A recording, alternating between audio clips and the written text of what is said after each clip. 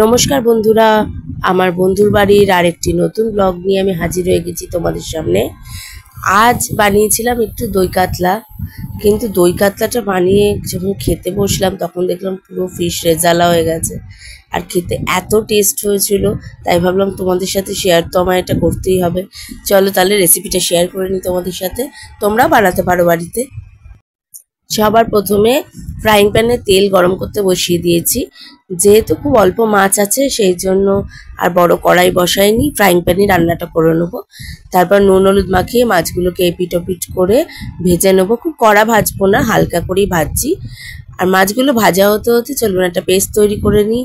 পোস্ত, কাজু বাদাম আর মৌরিটা দিলাম কারণ মৌরিটা দিলে এই রান্নাটার টেস্টটা খুব ভালো হবে। সবাই জানেন মৌরির স্মেলটা কত সুন্দর, তো সেই জন্য একটু মৌরি, পোস্ত আর কাজু বাদাম দিয়ে একটা থিক পেস্ট তৈরি করে নেবো। চলুন পেস্টটা বানিয়ে নিই, তারপর আবার ফিরে আসছি। ভাজা মাছগুলোকে তুলে নিয়ে আমি ওই তেলে দিয়ে দিয়েছি গোটা গরম মশলা, ফোড়ন, শুকনো লঙ্কা আর তেজপাতা। এবার ওগুলোকে একটু ভালো করে নাড়াচাড়া করে নিয়ে তার মধ্যে পেঁয়াজ বাটা দিয়ে দিয়েছি। আর আমি দোকান থেকে কেনা আদা রসুনের পেস্টটাই ইউজ করছি, কারণ আমার ঘরে আদাও ছিল না, রসুনও ছিল না যে পেস্ট তৈরি করব। তো দোকান থেকে কেনা আদা রসুনটাই দিয়ে দিই। এবার আদা রসুনের পেস্ট দিয়ে দিলাম। এবার ভালো করে আরেকটু নাড়াচাড়া করে পেঁয়াজ আর আদা রসুনের পেস্টটাকে আরেকটু ভাজা ভাজা করে নেবো।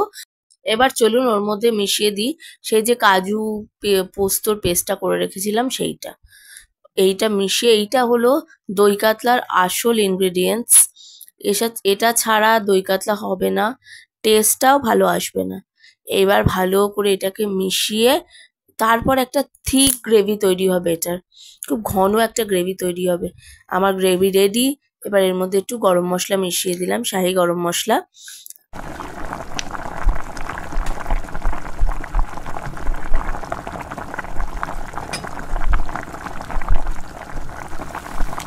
গরম মশলাটা ভালো করে মিশিয়ে নিয়ে এরপর আমি ওর মধ্যে দেব আসল জিনিস, দই। দইটাকে আমি একটু অল্প জল দিয়ে ভালো করে ফেটিয়ে রেখেছিলাম, ওই দইটা এবার আমি দিয়ে দিলাম ওর মধ্যে। আর তারপরে দেব নুন আর মিষ্টি। নুন আর মিষ্টিটা অবশ্যই আপনাদের পরিমাণ মতো দেবেন। আপনারা যে যেরকম নোনতা বা মিষ্টি মিষ্টি খেতে পছন্দ করেন সেই রকম অনুযায়ী দেবেন। আর ঝালের ক্ষেত্রে আমি লঙ্কার গুঁড়ো ইউজ করিনি, আমি কাঁচা লঙ্কাটা বেটে সেটাই দিয়েছি।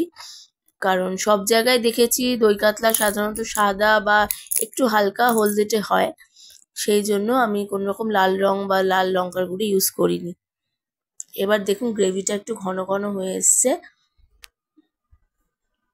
ভালো করে এটাকে নাড়তে থাকছি, কারণ তা না হলে তলায় লেগে যেতে পারে। আর তলায় ধরে গেলে তার স্মেলটা চলে আসবে, পোড়া একটা স্মেল চলে আসবে, আর সেটা খেতেও তখন ভালো হবে না। আর একটু ফুটুক।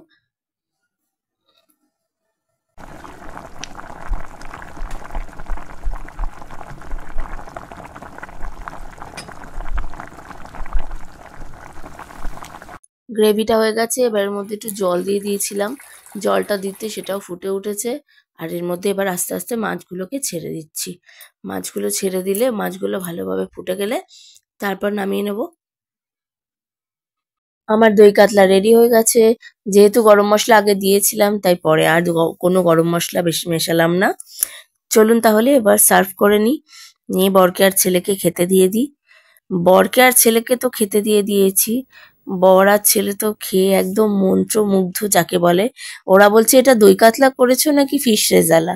তাহলে চলো বন্ধুরা, আজকে ব্লগটা এখানেই শেষ করছি। আমার রান্না তোমাদের কেমন লাগলো অবশ্যই আমাকে কমেন্টে জানিও। যদি আমার চ্যানেলটা ভালো লাগে তাহলে একটা লাইক করে দিও। আর হ্যাঁ, ভিডিওটা তোমার বন্ধুদের সাথে শেয়ার করতে ভুলো না কিন্তু।